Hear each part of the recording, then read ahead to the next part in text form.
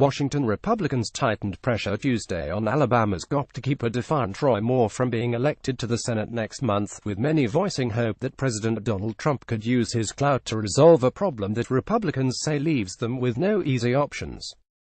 With Alabama Republicans reluctant to block Moore and enrage his legions of loyal conservative supporters, national GOP leaders were turning to Trump as the best chance of somehow turning the tide.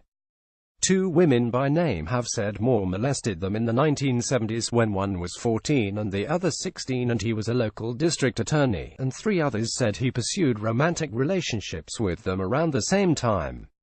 Senate Majority Leader Mitch McConnell, in a loud warfare with Moore, said there'd be conversations about the anti-establishment firebrand after Trump returns Tuesday night from Asia. He said had already spoken about Moore to the President, Vice President Mike Pence and White House Chief of Staff John Kelly. He's obviously not fit to be in the United States Senate and we've looked at all the options to try to prevent that from happening, said McConnell, who Monday said he believed Moore's accusers. This close to election, it's a complicated matter. Speaking Tuesday evening at a revival service in a Baptist church in Jackson, Alabama, Moore said there is a spiritual battle going on in American politics as he faces mounting pressure to drop his bid for Attorney General Jeff Sessions' former Senate seat. Moore made only passing reference to the UAL misconduct allegations enveloping his Senate bid. As he has done at other stops, he suggested the allegations were an effort to stop his political career.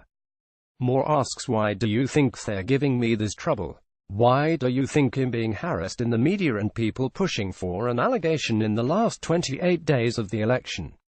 Moore has denied abusing the women but has not ruled out dating teenagers at the time, when he was in his early 30s. Twice removed from his post as state Supreme Court Chief Justice, Moore's candidacy in the Dec. 12 special election confronts Republicans with two damaging potential outcomes.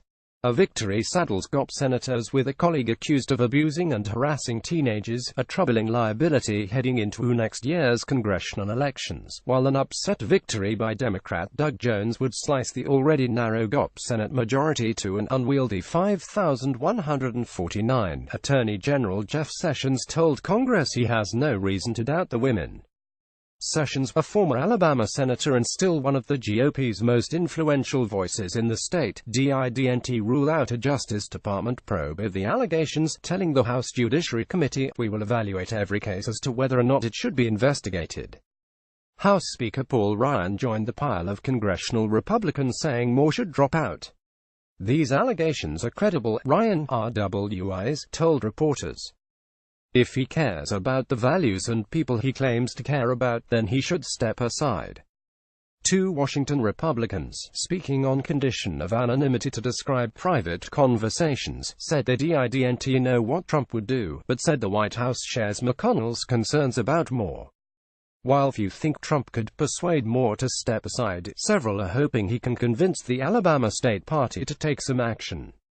At a forum Tuesday organized by the Wall Street Journal, McConnell said Trump is discussing what to do in the Alabama race in great detail. With a political brand as an unrepentant outsider, Moore has signaled no intention of dropping out. Underscoring his defiance, he tweeted Tuesday, "Alabamians will not be fooled by this inside hit job." Mitch McConnell's days as majority leader are coming to an end very soon. The fight has just begun. Despite the building pressure from national Republicans, state GOP office holders have taken a measured response or avoided commenting on the accusations against Moore. It's already too late to remove his name from the ballot. That leaves the state party with limited options. The 21-member party steering committee could vote to revoke Moore's GOP nomination and ask election officials to ignore ballots cast for him election day, but that would risk a lawsuit and backlash from Moore supporters. The party has little interest in alienating Moore's followers a year before elections in which the governor's office and entire state legislature will be in play, but it remains possible. In an interview, Moore campaign chairman Bill Armistead said he'd seen no indication that the state party will back off in any way. He said some in the party want it to pass a resolution embracing Moore. A spokesman for GOP.gov, Ivy reiterated that she would not postpone the election to give Moore's opponents more time to organize. That would spark a legal challenge, but a possible delay remains an option, Republicans say. Also possible is a write-in campaign, but national and Alabama Republicans consider that a long shot to succeed. Alabama Secretary of State John Merrill said no write-in candidate has ever won a statewide election in the state.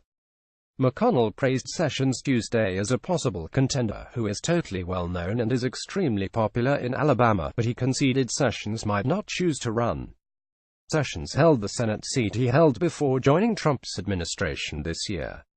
Some Republicans said they believe Sessions is reluctant to run but expressed hope that Trump, who's soured on him after he appointed a special prosecutor to investigate Trump's 2016 campaign's ties to Russia, might urge him to run. Republicans think GOP Sen. Luther Strange, who Moore defeated in a September party primary, would have little chance against Moore. Strange has said such a move is unlikely. If Moore is elected, top Senate Republicans already are threatening to vote to expel him as soon as he is elected. That risks leaving the seat unfilled for a period of time. Chandler reported from Montgomery, Alabama. AP reporters Andrew Taylor and Matthew Daly in Washington and Steve Peoples in Birmingham, Alabama, contributed to this report. Published at 8:42 a.m. PST on November 14, 2017, updated at 7:57 p.m. PST on November 14, 2017.